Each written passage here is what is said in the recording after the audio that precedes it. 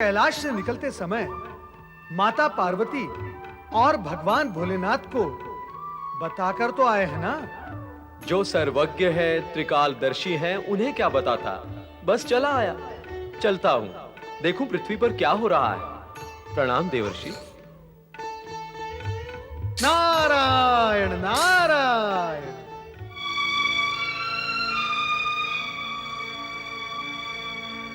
महादेवी, कुमार कार्तिकेय कहीं दिखाई नहीं दे रहे हैं। हमने कैलाश पर सब कहीं देखा, पर वे कहीं नहीं मिले। कहाँ गए होंगे कुमार? आपको बताकर नहीं गए? नहीं, संभवतः भोलेनाथ से कहकर गए हो। मैं चलकर पूछ लेती हूँ। शिवाय ओम नमः शिवाय ओम नमः शिवाय ओम नमः शिवाय ओम नमः शिवाय ओम नमः शिवाय। नंदी, तुमने कार्तिकेय को देखा? नहीं माता। तुमने देखा उसे? नहीं माता, मैंने भी नहीं देखा। स्वामी, न जाने कार्तिकेय कहाँ चला गया। किसी से कहकर भी नहीं गया, मुझसे भी नहीं। आप उसका पता लगाइए स्वामी।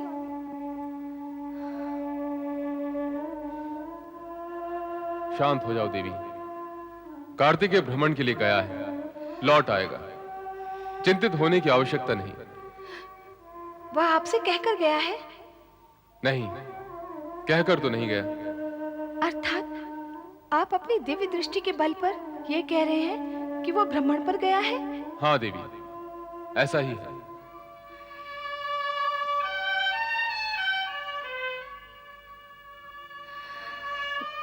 स्वामी तो समाधि में लीन हो गए।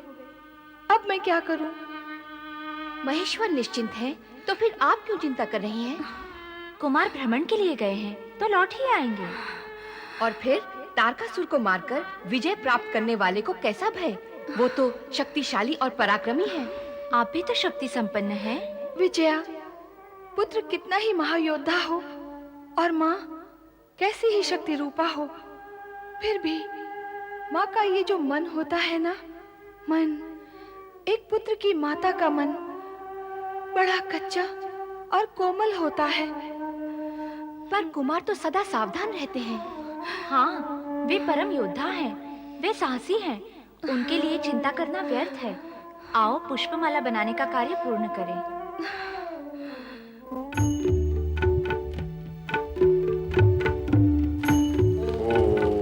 नमः शिवाय ओम नमः शिवाय ओम नमः शिवाय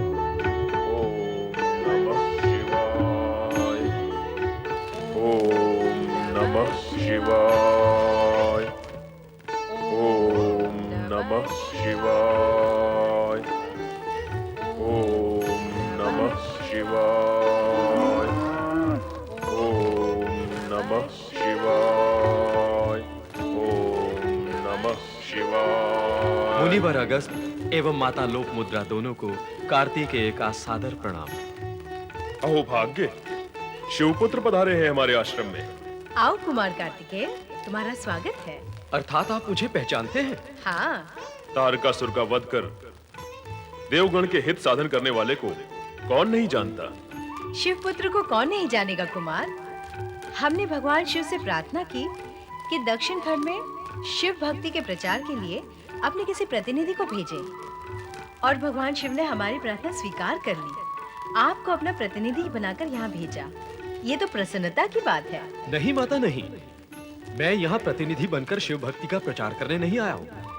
फिर किस प्रयोजन से पधारे हो कुमार कार्तिकेय? मात्र कौतूहलवश आकाश मार्ग से भ्रमण कर रहा था। नीचे देखा तो आश्रम के पवित्र वातावरण एवं आपके दर्शन की इच्छा मुझे यहाँ ले आई।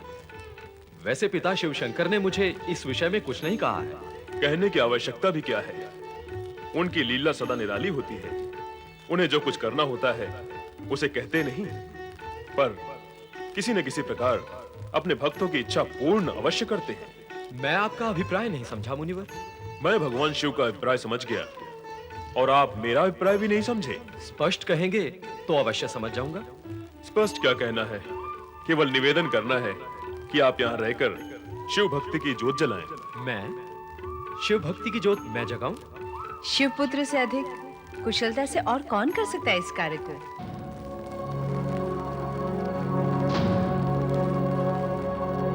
कुमार, शुभ कार्य में विचार कैसा? मुनिवर, आपकी कामना पूर्ण अवश्य होगी, पर उसमें समय लगेगा। इस समय मुझे आप आज्ञा दीजिए। कारण? मैं माता पिता की आज्ञा लिए बिना ही भ्रमण के लिए निकल गया था। यहाँ स्थापित होने के लिए भी मुझे उनकी आज्ञा की आवश्यकता होगी। अवश्य। माता पिता के आज्ञा से किए गए कार्य ही शुभ, सफल और सुखदायी होते हैं। तुम अपने माता पिता की आज्ञा लेकर आओ, हम तुम्हारी प्रतीक्षा करेंगे। प्रणाम मुनिवर। प्रणाम माते। आपकी यात्रा मंगलमय हो। धन्यवाद मुनिवर। मुझे जल्दी पहुंचना है, माता चिंतित होंगी। ओम नमः शिवाय। आप किस चिंता में डूबी हुई हैं? क्या हो गया है आपको? पुत्र जब आंखों के सामने ना हो और माँ को यह भी पता ना हो कि इस समय वह है कहाँ, तब जो कुछ भी होता है वही मुझे भी हुआ है। आप व्यर्थ ही चिंता कर रही हैं देवी। कुमार शीघ्र ही लौट आएंगे। आज तो अब तक आपने स्नान भी नहीं किया। दोनों कार्य एक साथ करना कैसे संभव किया जाए? दोनों कार्य? कौन से दोनों कार्य? स्नान करना और कार्तिकेय की चिंता करना। दोनों कार्य एक साथ नहीं कर सकती तो एक एक करके तो कर सकती हैं। पहले आप स्नान कर लें और तब तक कुमार भी लौट आएंगे तो चिंता करने का दूसरा कार्य करने की आपको आवश्यकता ही नहीं रही। चले स्नान के लिए।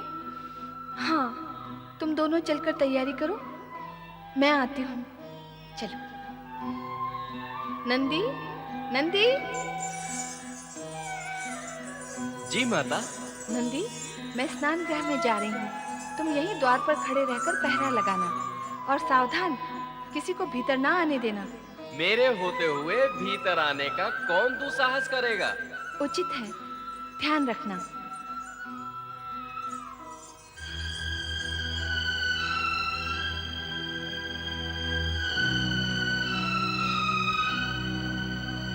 क्षमा करें भगवान, भीतर जाना वर्जित है।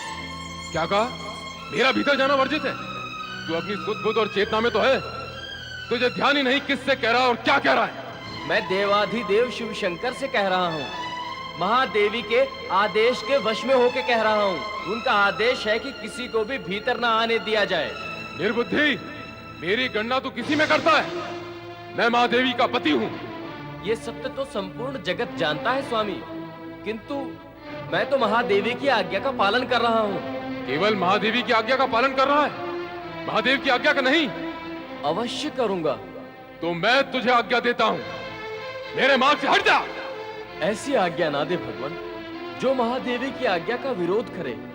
मेरा सेवक बनता है, मुझे स्वामी कहता है और आज्ञा मानता है महादेवी की। मैं तो आप दोनों का सेवक हूँ, मुझे धर्म संकट में ना डाले भगवान। चल, धर्म संकट में नहीं डालता, एक और डाल देता हूँ। चल हट।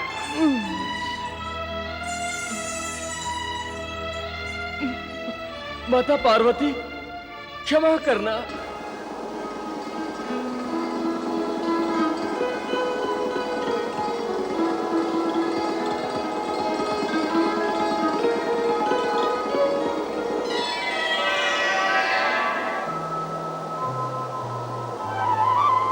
क्या सोच रही हो माँ?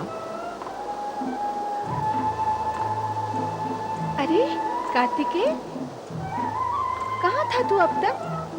मैं तेरे लिए कब से चिंता कर रही हूँ। तुझे अपनी माँ की क्या तनिक भी चिंता नहीं है? मुझे छोड़कर कहाँ कहाँ चला जाता है तू? अब भविष्य में जहाँ भी जाए मुझसे पूछ कर जाना। पर बता तो, कहाँ गया था तू? मैं तो यही हूँ, कहाँ जाऊंगा तुम्हें छोड़कर? क्या सोच रही हो देवी पार्वती? आश्चर्य, घोर आश्चर्य। तुमने अभी तक स्नान भी नहीं किया देवी। ये क्या स्वामी? क्यों, क्या हुआ? आप इस प्रकार स्नान कक्ष में कैसे चले आए? मैं तो भयभीत ही हो गई थी। अपने स्वामी से भयभीत हो गई? ये क्या? स्वामी को तो कभी भी कहीं भी आने का अधिकार होता है पार्वती। अधिकार? अधिकार की कोई सीमा और कुछ समय होता है। स्वामी, अब आप जाएं और मुझे स्नान करने दें। जैसी तुम्हारी इच्छा।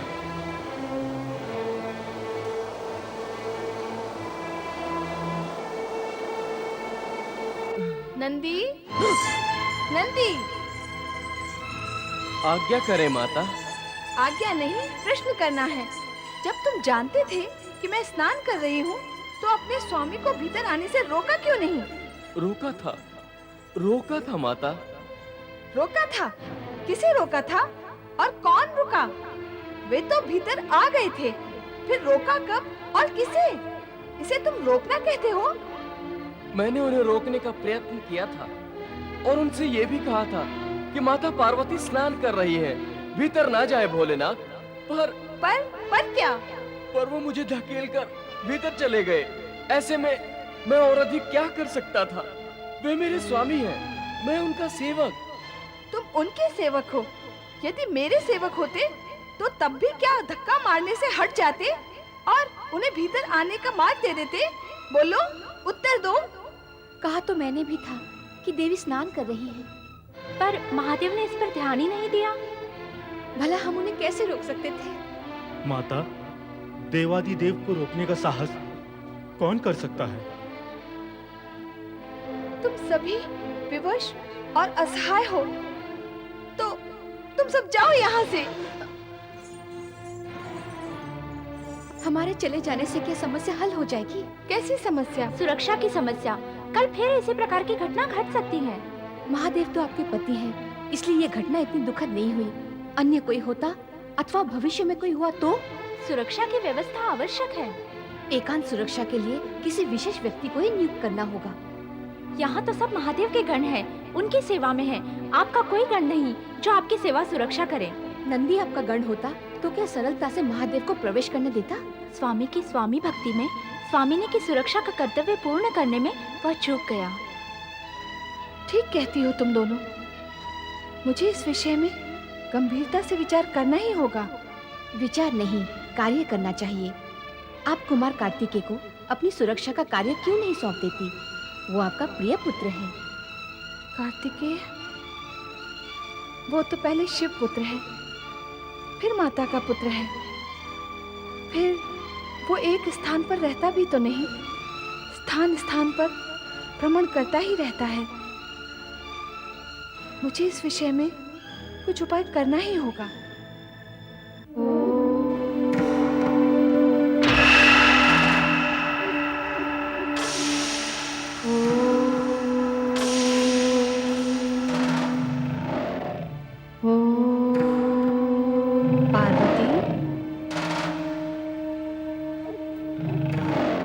कौन हो तुम? यह कैसा प्रश्न है? स्वयं को नहीं पहचानती? मैं? तुम? हाँ, तू मेरा सगुण रूप है और मैं तेरा निर्गुण रूप हूँ। शक्ति, शिवा। तो एकाकार यह रूप भिन्न क्यों हो गया? लीला की रचना के लिए। लीला? कैसी लीला? लोक कल्याण की, जनहित की। कौन करेगा यह लीला? तेरा पुत्र। कौन? कार्तिकेय। कार्तिकेय शिव पुत्र है। उसने तुम्हारे शरीर से जन्म नहीं लिया है। वह तुम्हारा पुत्र होते हुए भी तुम्हारा नहीं है। वह मेरा पुत्र नहीं है? है, पर नहीं है। पुत्र माता के रक्षक होते हैं, सगुण माता के। तू सगुण माता है। कार्तिकेय भ्रमण प्रिय है। मयूर उसका वाहन है। वह एक स्थान पर स्थिर नहीं रह सकता। तो अन्य उपाय क्या है? सूक्ष्म जगत उपायों से पूर्ण है। उसे स्थूल जगत में लाना होगा। कैसे? अपने संकल्प से। संकल्प द्वारा अपनी देह से देहज पुत्र को जन्म देकर वही तुम्हारा पुत्र होगा। तुम्हारे शरीर के तेज पुंज से उत्पन्न होने के कारण वह अद्भुत और विलक्षण होगा। अद्भुत और विलक्षण? हाँ, विविध लक्षणों से पूर्ण और अद्भुत। उसकी समानता जगत का अन्य कोई पुत्र नहीं कर पाएगा। सारा जगत उसे मान्यता देगा।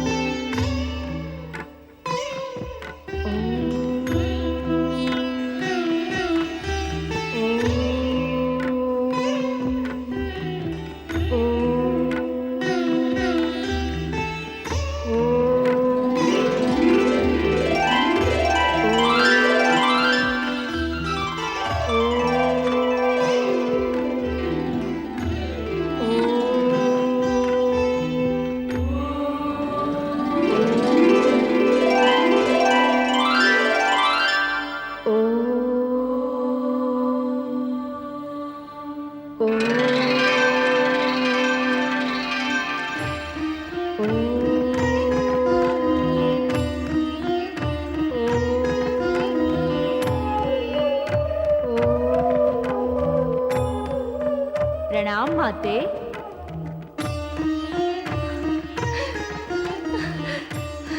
मेरा पुत्र।